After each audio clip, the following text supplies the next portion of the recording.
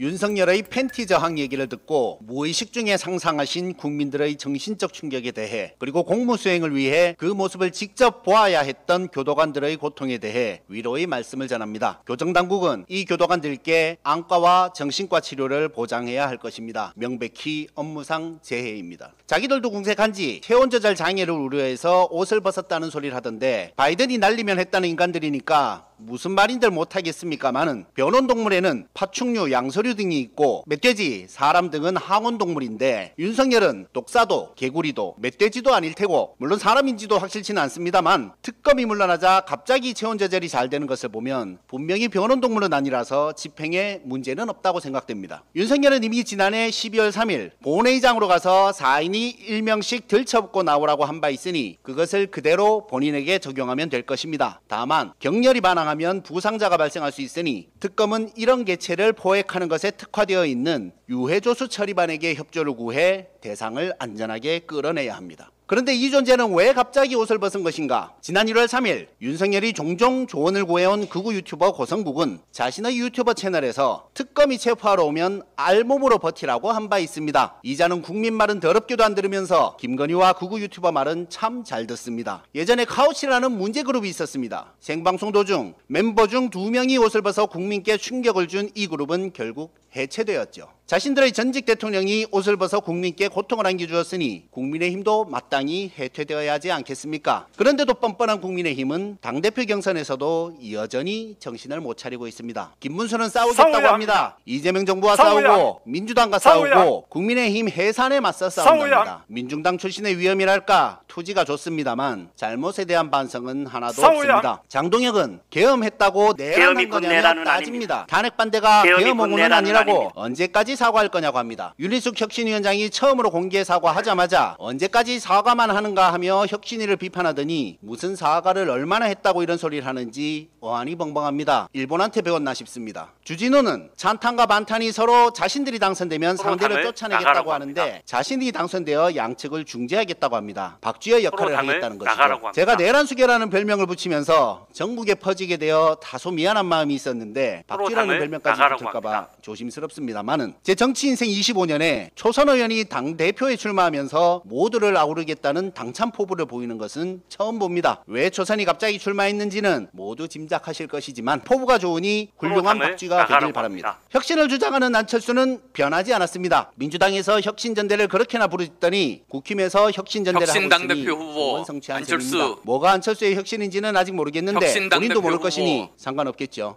조경태 의원도 나섰습니다. 그나마 문제의 본질을 직시하고 있긴 합니다. 수준에. 이분은 원래 민주당 출신이죠. 그나마 민주당 출신인 안철수와 조경태 두 분이 계중 좀 나으니 역시 민주진영에서 인정 못 받은 사람도 국힘에 가면 제일 나은 사람이 되는 것 같습니다. 그런데 이런 사람들이 당대표 선거에서 이길 가능성은 낮아 보입니다. 왜 그런지 귀엽고 문학적이고 부드러운 제가 친절히 설명드리겠습니다.